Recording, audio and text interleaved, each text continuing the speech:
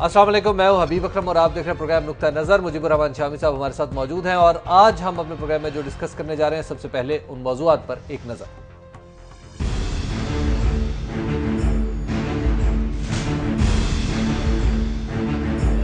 सफदर अब्बासी और नाहिद खान की peoples party बचाओ मुहिम का आगाज।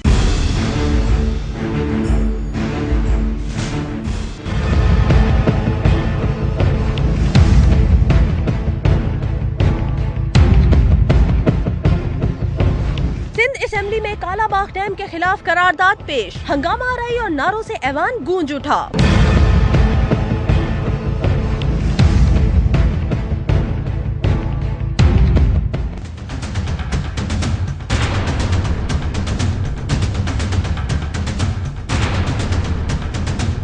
बदउनवान ममालिक की फहरिस्त में पाकिस्तान का 33वां नंबर। रोजाना 7 अरब रुपए की करप्शन होती है। Transparency international report 2012।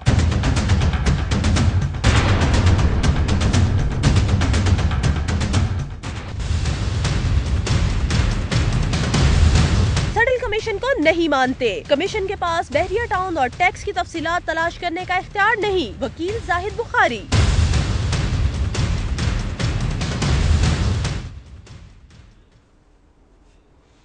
नुक्ता नज़र में एक बार फिर खुश आमदीद। शामी साहब, नाहिद खान और सफदर अब्बासी मैदान में आ गए बराह रास्त, हेड ऑन।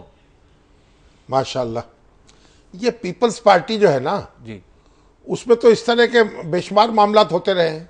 यानी आप इस जमात में से बहुत सी जमातें निकली हैं। आप कह रहे हैं बहुत सारे सफदर अब्बासी और बहुत सारी नाहिद खान है। ये नहीं मैं कह रहा जी। देखिए, जिस तरह मुस्लिम लीग में से कई जमातें निकली हैं, बिल्कुल उसी तरह पीपल्स पार्टी में से भी कई जमातें निकली हैं।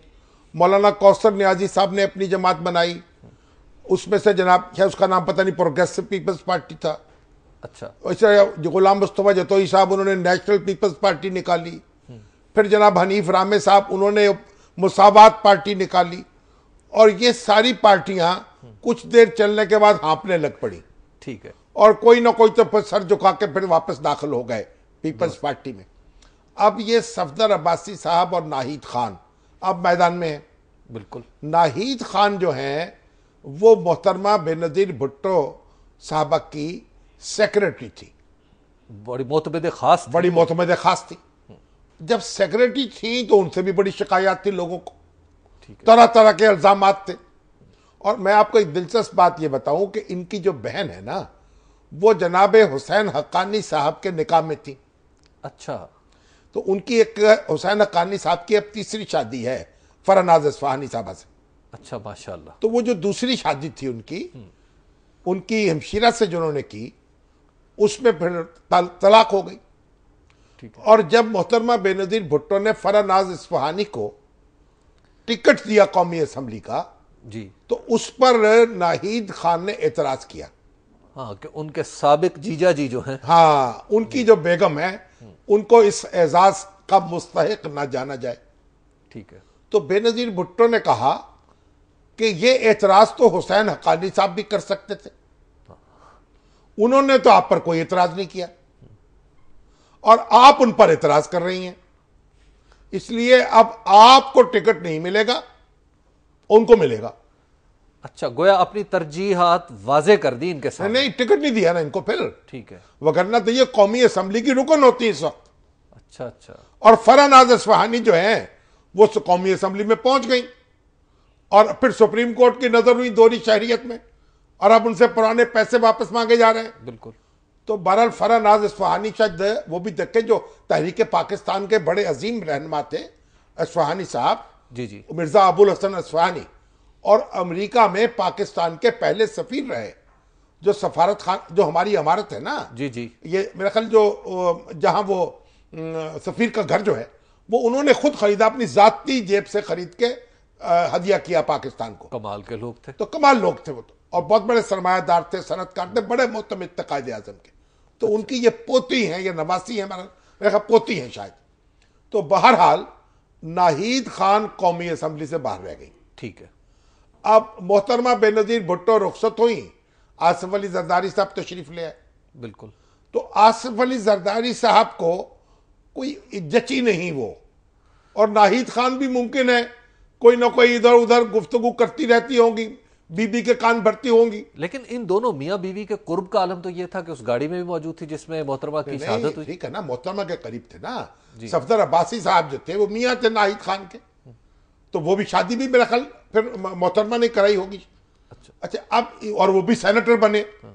सफदर अब्बासी साहब सेनेटर है जी बिल्कुल। और वहां यानी ये पीपल्स पार्टी के इनके बड़े यानी मारूफ खानदान है पीपल्स पार्टी का, जिसमें चश्मे चराग है। ठीक है। अब ये जरदारी साहब जो हैं इनकी कुर्बत इनको नसीब नहीं हो सकी, और बहुत से वर्कर्स पीपल्स पार्टी में ऐसे हैं जो बच्चे कुछ जयाले, हाँ। जो भी पुरानी हवाओं में रह रहे हैं और उनको कोई पूछ नहीं रहा बेचारों को। अच्छा, तो वो तो बस अब मातम ही कर सकते हैं और क्या कर सकते हैं। यानी उन लोगों का इज्तिमा जिन्हें कोई नहीं पूछ रहा। हाँ, तो ये देखिए 46वां यौम तासीस है जी बिल्कुल, और पीपल्स पार्टी के कारकुनों की एक अच्छी खासी तादाद आज लाहौर में इकट्ठी हुई। हाँ। और लाहौर में उन्होंने जनाब फिर अपना परचम बुलंद किया, पीपल्स पार्टी बचाओ, यानी पीपल्स पार्टी को बचा रहे हैं। हाँ। और वो पीपल्स पार्टी के जो इस वक्त जिम्मेदारान हैं उन्होंने नाहिद खान से पीपल्स पार्टी को बचा लिया।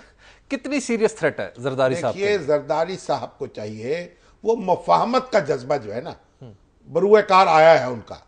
अच्छा। MQM से मुफाहमत, मौलाना फजलुर रहमान से मुफाहमत, मुस्लिम लीग क्यू से मुफाहमत, कातिल लीग कहते थे उनसे भी मुफाहमत, और जनाब आपके ANP से मुफाहमत, मखदूम अमीन फहीम से, वो तो खैर मखदूम अमीन फहीम से मुफाहमत। अब असफंदियार वली के वालिद जो थे ना, वो तो ये कहते थे, ज़ियाउल हक से कहा उन्होंने, भाई कब्र एक है बंदे दो हैं। अच्छा। या भुट्टो साहब इसमें जाएंगे या आप जाएंगे। उनसे भी मुफाहमत कर ली, पश्तूनख्वा नाम भी रख दिया सूबे का। अब ये भाई ये जो अपने आपके बच्चे जयाले हैं जी। जो आपकी पार्टी के लोग हैं, इन पर भी तो दस्ते शफकत रख लें। वैसे रखेंगे, आपकी इनके लिए भी को मुफाहमत का जज्बा पैदा कर लें, इन बेचारों के भी आंसू पूछ दें, इनकी तरफ भी कुछ नजर करम कर दें, तो क्या बुरा। क्या कहते हैं ना, इकबाल ने क्या कहा, रहमतें हैं तेरी अगयार के काशानों पर, बर्फ गिरती है तो बेचारे मुसलमानों पर। एक ब्रेक का वक्त आ गया, ब्रेक के बाद हम दीगर मौज़ूआत की तरफ चलेंगे। आप देखते रहिए नुक्ता नज़र।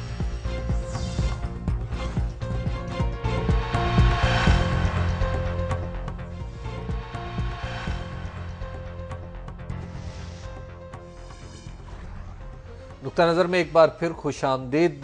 शामी साहब, सिंध असम्बली में आज कालाबाग डैम के खिलाफ करारदाद मंजूर हुई, बल्कि एक दफ़ा फिर मंजूर हुई और बड़ी धुआंधार तकरीरें की उन्होंने। लाहौर हाई कोर्ट के फैसले पर भी तनकीद की, बिल्कुल की, लाहौर हाई कोर्ट पर भी की जी। ये असल में जो शर्जील मेहमन साहब हैं और वहाँ के जो जियाले हैं गुस्से में आ जाते हैं हर बात पर। आप देखिए लाहौर हाई कोर्ट ने जो बात कही है ना, अगर आप फैसले को पढ़ें तो उन्होंने कहा है कि भाई ये जो 1997 में के 98 में जी जी बिल्कुल, ये जो मुश्तरका मुफादात की कौंसिल है उसने ये फैसला किया था कि ये डैम बना दिया जाए, तो उसकी बुनियाद पर उन्होंने कहा है कि अब उस कौंसिल का फैसला उस पर अमल किया जाए। ठीक है। उस फैसले की तायीद नहीं हुई मुल्क में। हाँ ठीक है ना, बिल्कुल ठीक है। क्यों किसी सियासी जमात ने यह नहीं कहा कि फौरन कालाबाग डैम बनाया जाए, इवन पंजाब की किसी जमात ने, ठीक है ना, हर एक ने यह कहा कि हाई कोर्ट का फैसला आ गया है, अब इस पर इत्तफाक राय होना चाहिए सूबों में। ठीक है। नवाज शरीफ साहब ने यह बात कही, शहबाज शरीफ साहब ने यह बात कही, इमरान खान साहब ने यह बात कही, परवेज रशीद साहब ने यह बात कही, ठीक है ना, बिल्कुल सबने यही, और काजी हुसैन अहमद साहब, मुनव्वर, किसी शख्स ने यह नहीं कहा कि अब कालाबाग डैम बनाओ। दुरुस्त। तो सिंध असेंबली जो है उसको इतनी तकलीफ करने की क्या जरूरत थी। सूत न कपास जुलाए से लट्ठम लट्ठा। हो सकता है पॉलिटिक्स को थोड़ा सा तेज करना हो। पूरे मुल्क में, खुद पंजाब में यह बात कही गई है और हमने इस प्रोग्राम में पूरे शद्दोमत से यह बात कही है कि कालाबाग डैम उस वक्त बनेगा जब सूबे उसको मानेंगे, इत्तफाक करेंगे। जब तक इत्तफाक नहीं होता इसकी बात ना की जाए। तो फिर शामी साहब, इतने नाजुक मसले पे फैसला आ जाए तो क्या ये मुनासिब बात है? नहीं, फैसला तो आएगा जब दरखास्त जाएगी तो फैसला भी आ जाएगा। उस पर आपको क्या जहमत हो रही है। फैसला आ गया, बस आ गया, उन्होंने अपनी राय दे दी है। भाई आपने ये यानी कौंसिल जो मुश्तरका मफादात की है उसमें ये फैसला किया हुआ है, उस तरफ तवज्जो दिला दी है, ना वहां फैसला करते। खुर्शीद शाह ने कहा कि अदालतें ऐसे फैसले ना करें जो बाद में बोलते रहें। नहीं तो बोलते रहे ना, उन पर खामोश फैसले हैं, वो तो बोल ही नहीं रहे बेचारे। तो अब ये जो सिंध असेंबली है, इनको अब मौका मिल गया, चलिए उन्होंने भी भड़ास निकाल ली। उनको खातर जमा रखनी चाहिए। लाहौर में बैठे हुए हम उनकी हाँ में हाँ मिला रहे इस हद तक जी कि जब तक वो मुत्तफिक नहीं होंगे ये डैम नहीं बनेगा, ना बनना चाहिए। लेकिन वहां पे एहसास इतना गहरा है। वो तो कहते हैं कि भुट्टो का फैसला भी लाहौर हाई कोर्ट ने किया था। ये वो तो भुट्टो साहब का तो फैसला भी नहीं, तो बंदा भी तो गेम मारा था ना, क्वेश्चन में थोड़ी मारा था मोहम्मद अहमद खान। तो भाई इसी तरह बातें ना करें। इसलिए अगर वहां को बंदा मरवा लेते, वहां फैसला करवा लेते, आपको ऐसा तजर्बा कर ले। ये तरह तरह की बातें मुशगाफियां मुनासिब नहीं है।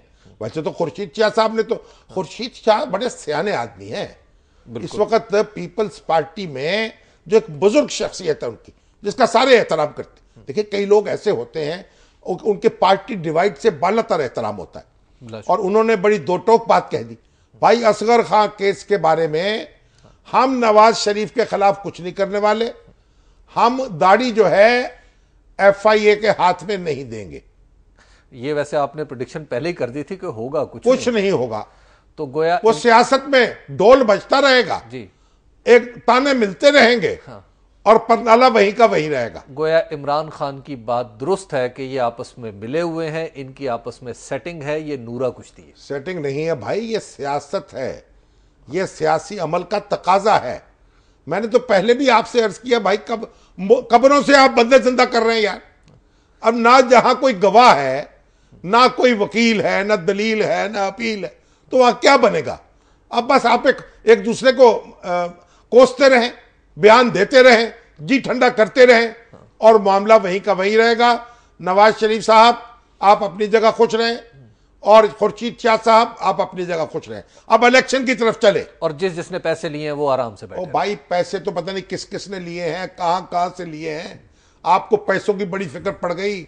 अभी तो पैसे जो हैं ये तो पुराने पैसे हैं, और पता नहीं कहां लिए भी हैं कि नहीं लिए। शामी साहब अगर ये फैसले नहीं करेंगे तो हमारा मुल्क बदउनवानी में, आपको पता है कोई बदउनवानी में कुछ नहीं होता। पूरी दुनिया में बदउनवान मुल्क है, 33वां मुल्क है हमारा। और भाई मेरे ये जो ट्रांसपेरेंसी इंटरनेशनल है, ये ट्रांसपेरेंसी इंटरनेशनल क्या है भाई जी, इसके मुझे बड़ा एहतराम है। ये आदिल गिलानी साहब माशाल्लाह बड़े खूबरू कल्ले ठल्ले के पप्पू से, यानी बेहदा गिलानी है ना ये भी माशाल्लाह। बिल्कुल। देखिए हर वक्त कोई ना कोई बयान नुक्ता जारी करते रहते हैं। अब ये रिपोर्ट जारी हो गई, अब ये रिपोर्ट करे 7 अरब रोज की करप्शन हो रही है। बिल्कुल। और भाई पाकिस्तान में जो 7 अरब रोज की करप्शन हो रही है ना, वो सिस्टम की करप्शन है। अच्छा, आप टैक्स नहीं दे रहे, ये भी करप्शन है। आप जो मामलात को दुरुस्त नहीं कर रहे, ये भी करप्शन है। आप कमीशन खा रहे हैं, ये भी करप्शन है। तो ये सारी करप्शन, पता नहीं हजारों अरब बना दिए कि इतनी करप्शन हो चुकी है। ये करप्शन तो फिर 40 साल 50 साल से हो रही है। यानी ये मफरूजा करप्शन है। ये मफरूजा ही है ना, और क्या है। भाई 7 अरब की करप्शन हो रही है, टैक्स में टैक्स एवेजन हो रही है। ठीक है। तो बात यह को खुदा खौफी करें, ये जो ट्रांसपेरेंसी इंटरनेशनल उसकी अब रिपोर्ट पढ़ ले, उसमें कौन कौन से मुल्क, शमाली कोरिया कहां खड़ा है, ईरान कहां खड़ा है, ये आपका सोमालिया कहां खड़ा है, और उसमें तो जनाब चीन कहां खड़ा है और रूस कहां खड़ा है। चीन का नंबर भी 50वां है। हालांकि चीन में करप्शन की सजा मौत है, और इस तरह की करप्शन नहीं है, लेकिन वहां गवर्नेंस के मसाइल पैदा कर दिए। और चीन को भी जनाब दुनिया की दूसरी बड़ी जो इकोनॉमिक पावर है, और उसको जनाब खड़ा करके वो भी करप्ट ममालिक की फेस में शामिल कर लिए। तो आपके ख्याल में हमें इस सर्वे पे तवज्जो नहीं करनी चाहिए? नहीं, तवज्जो तो जरूर करनी चाहिए ना, इसको सिस्टम को दुरुस्त करना चाहिए। ऐसे नहीं करनी चाहिए कि भी गोया आज ही कुछ हो गया है। जो हमने 40 साल के अंदर जो कुछ किया है ना, वो एक दिन के खाते में तो ना डाले ना। वक्त करता है परवरिश बरसों, हादसा एकदम नहीं होता। एक ब्रेक का वक्त है, ब्रेक के बाद हम दीगर मौज़ूआत की तरफ चलेंगे। आप देखते रहिए नुक्ता नजर।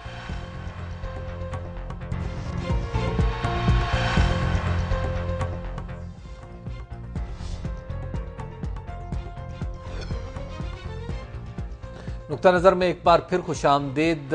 आज अखबारात में शामी साहब बहरिया टाउन की तरफ से एक इश्तहार छपा अंग्रेजी अखबारात में, और उसमें जो बातें की गई हैं, अब आप क्या कहेंगे कि उसमें जो कहते हैं कि हमें तो विक्टिमाइज किया जा रहा है, हमारे बिलावजा अकाउंट्स खोले जा रहे हैं, कभी ये पकड़ लो, कभी उसको खोल लो, कभी ये दिला दो, कभी वो ले आओ।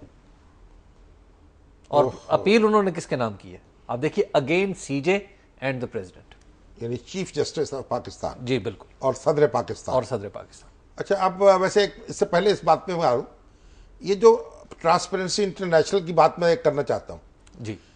पाकिस्तान एक अजीब मुल्क है, हम लोग अजीब लोग हैं। पूरी दुनिया में किसी जगह आप चले जाएं, किसी दुनिया में करप्ट से करप्ट मुल्क है, खराब से खराब मुल्क है, किसी मुल्क के शहरी अपने मुल्क के बारे में इस तरह की बातें नहीं करते जिस तरह की हम अपने मुल्क के बारे में करते रहते। नेगेटिव। भाई, अमराज का इलाज किया जाता है, अमराज की कवाली नहीं की जाती। दोस्त, हमें कवाली करने का शौक हो चुका है और वो दानश्वर बन गए हैं। कोई बैनुल-अक़वामी है, कोई कौमी है, तो इलाज कोई नहीं करता ना असल, इसलिए कवाली इलाज भी हो रहा है, बहुत कुछ हुआ है। नवाज शरीफ साहब के दौर में नहीं हुआ, बैंक सारे डीनेशनलाइज हो गए, वहां करप्शन खत्म हो गई। इसी तरह जो अदारे जो थे, अभी आज हमारा बैंकिंग सेक्टर कितना मजबूत है। हाँ, इनको आप ये जो अदारे हैं इनको आप डीनेशनलाइज कर दें, दुरुस्त हो जाएंगे, हुकूमत को निकालें बीच में से। तो ये इलाज हर चीज का मौजूद है जी। लेकिन अब बारह ये बहरिया टाउन बात यह है, देखिए, चीफ जस्टिस ऑफ पाकिस्तान जो है ना, उनको भी उस बात का नोटिस लेना चाहिए, और सदर पाकिस्तान तो लेंगे ही लेंगे मेरा ख्याल है। मलक रियाज साहब जो है ना, वो तो बहरिया टाउन में नहीं रहे मेरा ख्याल, नहीं रहे, रिजाइन कर चुके, मगर वो बानी है उसके, ऑफ कोर्स, हाँ, फाउंडर है जी। तो बहरिया टाउन ने ये फरियाद की है कि सेंट्रल कमीशन के खिलाफ फरियाद है वो, हाँ, इनफैक्ट, और FBI के खिलाफ जी, कि फेडरल ब्यूरो ऑफ रेवेन्यू जो है, टैक्स वाले हमारी फाइलें उठा रहे हैं, हमारे रिकॉर्ड को फरोल रहे हैं, हमें तंग कर रहे हैं। बिल्कुल। देखिए, मलक रियाज साहब ने जो अरसलान इफ्तिखार के साथ किया और जो कुछ कहा, उससे हमें शदीद इख्तलाफ है। बार बार हमने इसका आज़ार किया और सख्त तनकीद की उनका, और आज भी मैं उनके उस मौक़िफ़ को जस्टिफाई नहीं कर सकता। जुज़वी तौर पे सही साबित हो गया। नो, गलत क्या साबित हो गया? अरसलान पे जो क्या है, क्या इल्जाम है? पैसे लिए दिए तो कुछ, वो तो पैसा लेन देन पैसा, वो तो आप देखिए, अहमद खलील जो था उसको लगाया गया इस काम के लिए। मैंने तो पहले ही बताया, आप रिकॉर्ड देख लें। वो उसको ना छेड़े, आप वहां जस्टिफाई ना करें, जाहिद बुखारी ना बने। ठीक है। अब बिल्कुल क्या है, आप हबीब अकरम जी, मैं हबीब अकरम, हाँ, हबीब अकरम है। हाँ, अब जो बहरिया टाउन है, देखिए, यहां हजारों अफराद रह रहे हैं, हजारों अफराद की इन्वेस्टमेंट है, एक मिसाली बस्ती बसाई है, बस्तियां बसाई है, बल्कि जगह जी, बिल्कुल है, इसका एतराफ किया जाएगा। अब इनको प्रोटेक्शन देना, इनकी हिफाजत करना, इनके कारोबार का तहफ़्फ़ुज़ करना, ये पाकिस्तान के कौमी मफाद में है, बिलाशुबा। हजारों अफराद मुतस्सर होंगे, और अगर फैमिली समझे तो लाखों मुतस्सर हो जाएंगे लोग, और 50,000 लोग रोजाना खाना खाते हैं मुफ्त। मतलब ये कि ये काम ही गलत है। तो चीफ जस्टिस साहब को भी इसका नोटिस लेना चाहिए। वो हजरत अली का तरीका है ना जी, कि जब एक काफिर को उन्होंने ढा लिया जी, उसके छाती पर बैठ गए, उसने उनके मुंह पे थूक दिया। जब थूका तो उठ के खड़े हो गए, कहा मैं आप तुम्हें गुदान नहीं पहुंचाऊंगा, क्योंकि आप तुम्हारा मेरा पर्सनल मामला हो गया। बिल्कुल।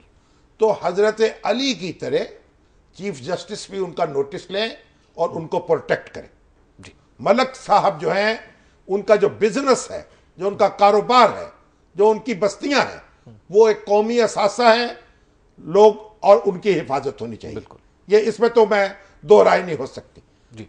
बाकी जो बात है उनकी अरसलान इफ्तिखार की, वो भी अगर वो ना करते तो उनके हक में बेहतर होता। शम्स साहब, एक कमीशन लाल मस्जिद पर भी बन रहा है ना, तो इसके हवाले से बड़े क्वेश्चन है, इसका मैंडेट क्या होगा, कितना होगा, होना चाहिए कि नहीं होना चाहिए? अच्छी बात है, सारी चीजें सामने आ जाएंगी। अब लोगों ने तवज्जो मुझे दिलाई, भाई इसका मैंडेट क्या है? मैंडेट यह है कि बताइए कि मरे कितने हैं लोग वहां, जहां भाग कितने हुए हैं, उनको मुआवजा दिया गया कि नहीं दिया गया। ये बात नहीं है, इसकी पूरी तफसील में जाना चाहिए। इसका पस मंजर क्या था, वहां हो क्या रहा था, वहां क्यों कार्रवाई हुई, क्या वाकई फौजी जवान थे उन पर हमले हुए, क्या वाकई वहां असला मौजूद था, क्या वाकई वहां कानून नाफिज करने वाले अदारे जो थे उनको चैलेंज किया जा रहा है, ये कई सवालात हैं। तो जो तजावुज जहां जहां से हुआ है, देखिए जो कार्रवाई हुई है, मैं अब भी महसूस करता हूं कि वो नरम कार्रवाई हो सकती थी, लेकिन ऐसी सख्त कार्रवाई क्यों हुई आखिर? आप उसका सिर्फ एक सिरा नहीं पकड़ सकते। सुप्रीम कोर्ट अगर एक सिरा पकड़ेगी तो फिर बात नहीं बनेगी, पूरी रस्सी जो है ना उसको खोलना पड़ेगा। ठीक, देखिए एक बात मैं आपसे अर्ज करूं, जब आप रियासत को चैलेंज करते हैं ना, आपको याद है खाना काबा में जब लोग गए थे ना, उन्होंने कब्जा किया था वहां जी, खाना काबा में घुस के सऊदी फौजों ने क्या किया था उनके साथ? बिल्कुल फायरिंग की थी, मार दिया, ठीक है ना? बिल्कुल। इसलिए बात यह है कि रियासत एक बड़ी ताकतवर चीज है, बड़ी अजीज चीज है, यह हमारी सबसे बड़ी मता है, इसकी भी हिफाजत होनी चाहिए और लोगों के जज्बे जो हैं उनकी भी हिफाजत होनी चाहिए। शामी साहब, इस वाक़े की तफ्तीश without general Pervez Musharraf, Shaukat Aziz and Chaudhry Shujaat मुमकिन है? पहली बात तो यह ना कि जो चीजें जब आप एक कमीशन मुकर्रर करेंगे जो तमाम पस मंजर में जाएगा, फिर तमाम लोगों की जो कैफियत सामने आएंगी। चौधरी शुजात साहब ने तो कहा जनाब वो बात करके गए, तो शौकत अजीज साहब ने कहा मैं कुल्फी खाने जा रहा हूं, तो वो कुल्फी खाने चले गए। तो ये भी तो एक केयरलेसनेस है ना। देखिए जो चीजें अवॉइड की जा सके उन्हें अवॉइड करना चाहिए, जहां कम ताकत का इस्तेमाल हो सके वहां कम ताकत का इस्तेमाल करना चाहिए, जहां ताकत जरूरी हो जाए वहां जरूर इस्तेमाल करनी चाहिए। लेकिन जो कुछ वहां हुआ उसकी कीमत तो फिर हम सब ने अदा की ना। कितने खुदकुश हमले हुए, हजारों लोग मुतस्सर हुए, जां बहक हुए।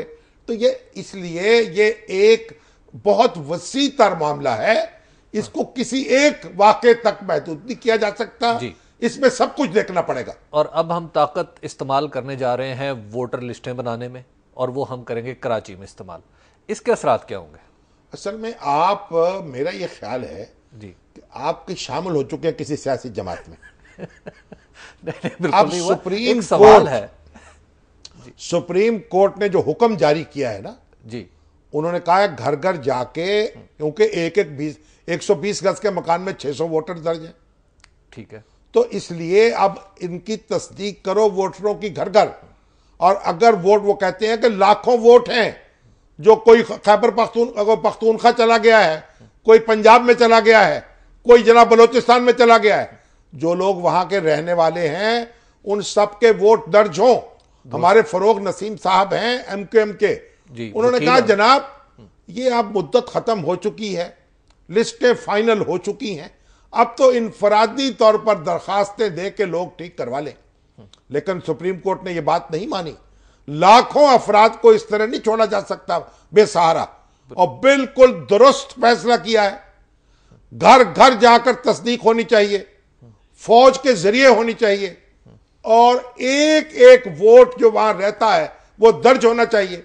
देखिए ये हमारी सियासी जमातें इलेक्शन को खेल समझकर लड़े, मैच समझकर, मैच दोस्ताना मैच, जंग समझकर न लड़े।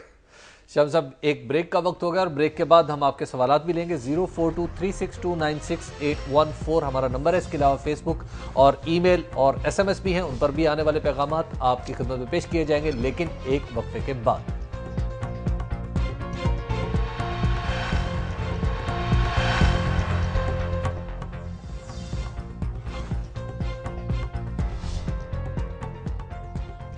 नुक्ता नज़र में एक बार फिर खुशामदीद। फेसबुक पर और हमारे देखने वालों का शामी साहब बड़ा मुतालबा था कि अव्वाब चौहान, जिनका आपने जिक्र भी किया था कि वो समाजी कारकुन हैं और इंटरनेशनल यूनिवर्सिटीज़ को यहाँ पे लेके आ रहे हैं ओपनली, तो देखें ना अमेरिका की तमाम यूनिवर्सिटीज़ जो हैं बड़ी बड़ी, उन्होंने ओपन कर दिए हैं अपने कोर्सेज।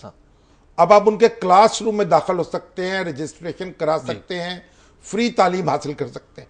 और ये नौजवान जो हमारे यहाँ हैं वो इसको लोगों को फैसिलिटेट कर रहे हैं, इकट्ठा भी करते हैं, उनको पढ़ा, वहाँ राब्ता भी करवाते हैं उनका यूनिवर्सिटियों से, और लोगों को मुतवज्जो भी कर रहे हैं। तो अव्वाब चौहान जो है वो इसको लीड कर रहे हैं। वो हमारे साथ मौजूद है अव्वाब चौहान साहब। जी अस्सलाम वालेकुम अव्वाब। वालेकुम सलाम। शामी साहब बहुत बहुत शुक्रिया, आपने मौका ये बताइए कि आप कैंपेन कैसे चल रही है आपकी और किस तरह आप इसको आगे बढ़ाना चाहते हैं? सर ये एक इतना जबरदस्त मौका आया है, मेरे ख्याल में ये 500 साल के बाद एक मौका आया है कि हम लोग इससे मुस्तफीद हो सकते हैं। प्रिंटिंग मशीन के बाद ये पहला मौका आया है, और इसके लिए सिर्फ जरूरी ये है कि ये पूरे जो 3 करोड़ हमारे छोटे उम्र के लोग हैं जिनको इस तालीम की जरूरत है, नहीं जवान जो है, नौजवान लड़के लड़कियां जो बिल्कुल नौजवान जो 12 साल से लेके 25 साल तक हैं, वो इससे बहुत ज्यादा मुस्तफीद हो सकते हैं।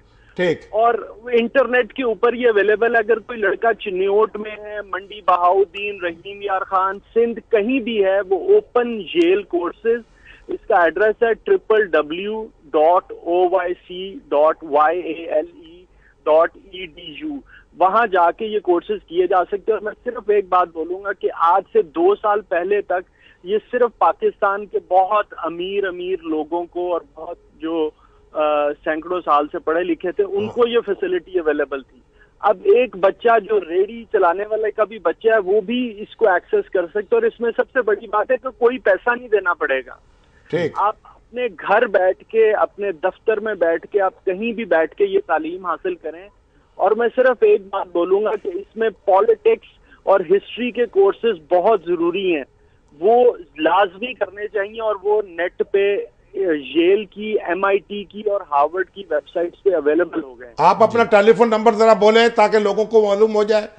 हमने वैसे वेबसाइट पर भी डाल दिया उसको।